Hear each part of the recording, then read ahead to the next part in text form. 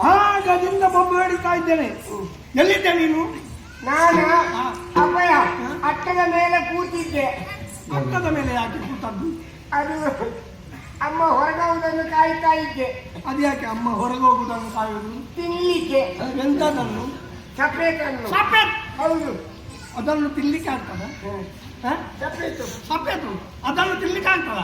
ಅದಪ್ಪಯ್ಯ ಮೊನ್ನೆ ಬೃಹಸ್ಪತಿ ವಾರದಂದು ನಮ್ಮ ಮಗ ಬೃಹಸ್ಪತಿ ವಾರ ಸಂಸ್ಕೃತದಲ್ಲೇ ಹೇಳುವುದು. ಗುರುವಾರವನ್ನು ಹೇಳುವುದವ ಸಂಸ್ಕೃತದಲ್ಲಿ. ಏನಾಯ್ತು? ಬೃಹಸ್ಪತಿ ವಾರದಂದು ನಮ್ಮ ನಾರಾಯಣ ಭಟ್ರು ಸತ್ವನಾರಾಯಣ ಪೂಜೆ ಮಾಡಿದ್ರು. ಸತ್ವನಾರಾಯಣ ಅಲ್ಲ, ಸತ್ಯನಾರಾಯಣ ಪೂಜೆ. ಮತ್ತೆ ಸುಳ್ಳು ನಾರಾಯಣ. ಸತ್ಯನಾರಾಯಣ ಸತ್ಯನಾರಾಯಣ ಪೂಜೆ ಮಾಡಿದ್ರು. ಆಮೇಲೆ ಅಲ್ಲಿ ಒಂದಿಷ್ಟು ಸಫೆ ತುಳಿದಿದ್ದು ಬಂದ ಬಕುಟಾದಿಗಳಿಗೆ ಕೊಟ್ಟು. ಅದು ಸಫೇದ್ ಅಲ್ಲ, ಸಪಾದ. ಸಪಾದದು ಸಪಾದ ಇಟ್ಟು ಉಳಿದದನ್ನು ತೊಟ್ಟೆಯಲ್ಲಿ ಹಾಕೊಂಡ್ಬಂದು ತಂದು ಅಟ್ಟದಲ್ಲಿ ಇಟ್ಟಿದ್ದೆ ಅಪ್ಪಯ್ಯ. ಚೂಟೂರೆ ಚೂಟೂರೆ ತಿಂತಿದ್ದೆ. ಇವತ್ತು ಅಮ್ಮ ಹೊರಗೋದ್ಮೇಲೆ ತಿನ್ಬೇಕಂತೇಳಿ ಕಾಯ್ತಿರುವಾಗ ನಿನ್ ಕಲ್ದೆ ಎಲ್ಲ ಮುಗೀತ. ಇವತ್ತಿಗೆ ನಾನು ಅದನ್ನೆಲ್ಲ ತಿಂತೇನಾ? ಕೆಪ್ಪ ಕೆಪ್ಪ ನಿನ್ನ ಅಪ್ಪ ನೀವೇ ಯಾಕಪ್ಪ ಕರೆದದ್ದು? ಏಕಪ್ಪ ಕರೆದದ್ದು? ಹೌದಾ ಮಗ?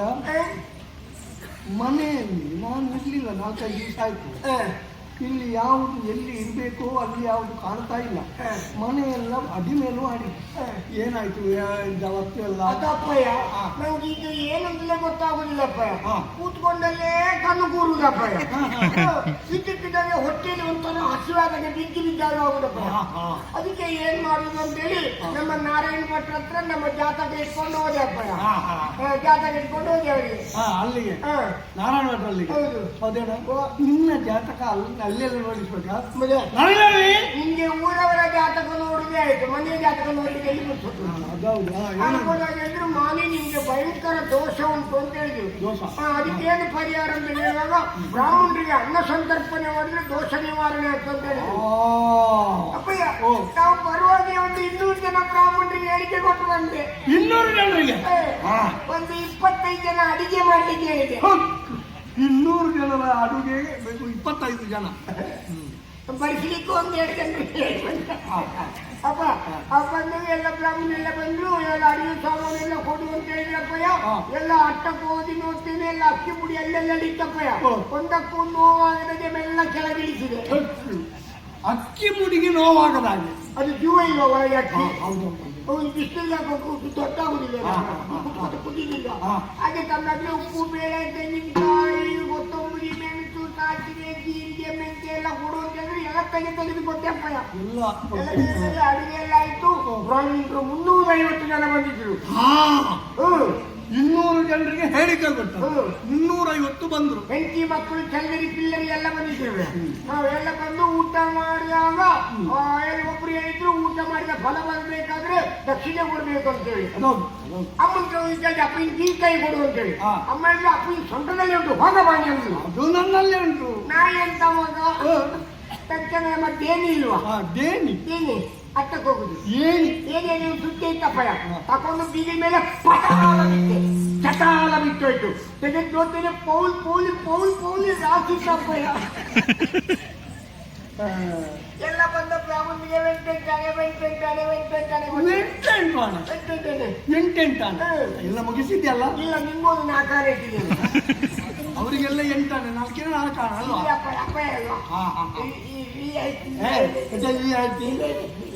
ಎಲ್ಲ ಮುಗಿಸಿದ್ಯಲ್ವಾ? ಅಪ್ಪಯ್ಯ ಹೀಗೇನು ತೊಂದರೆ ಇಲ್ಲ ಅಪ್ಪಯ್ಯ.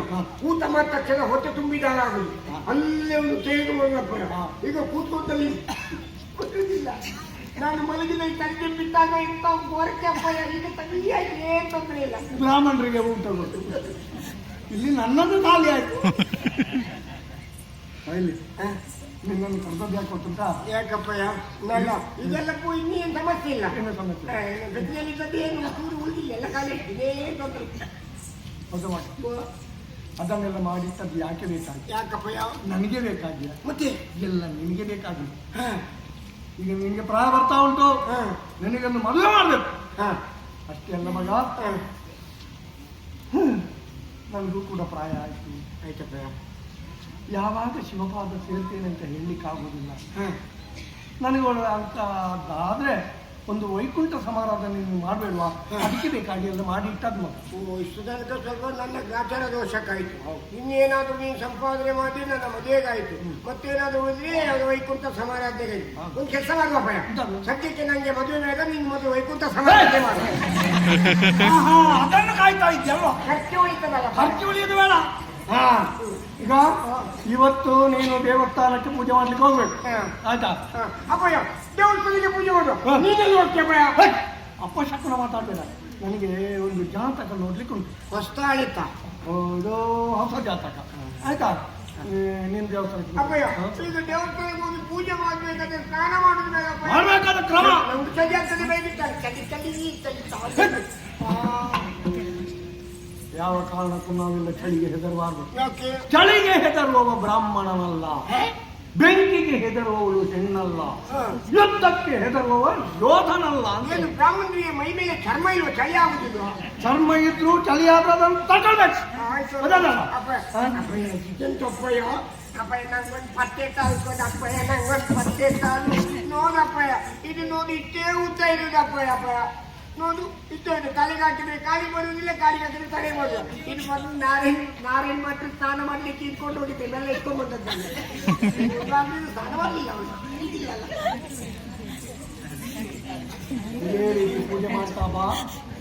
7 ದಿವಸದಲ್ಲಿ ನಿನಗೆ ಎಂತ ಪಟ್ಟು ಸಾಲ್ಪಡ್ತದೆ, ಆಯ್ತಾ?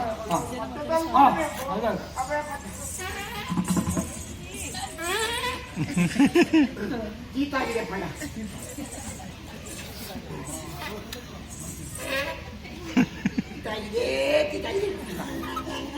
ಈಗ ಸ್ವಲ್ಪ ಇದೇನಪ್ಪಯ್ಯ? ಜ್ಞಾನ ಚೂರ್ಣ ಮತ್ಸ್ಯವಾಹು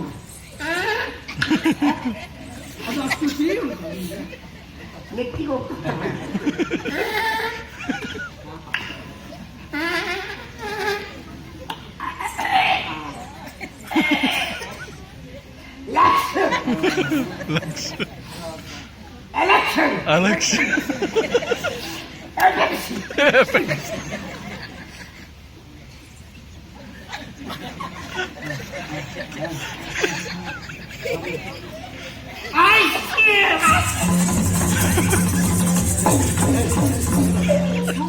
ಪುಡಿ ಹಾಕಿದ್ದು ನಾನು, ಸೀನು ಬಂದದ್ದು ಅಪ್ಪ. ಅದು ಅಪ್ಪ ಮಕ್ಕಳ ಋಣಾನು ಸಂಬಂಧ.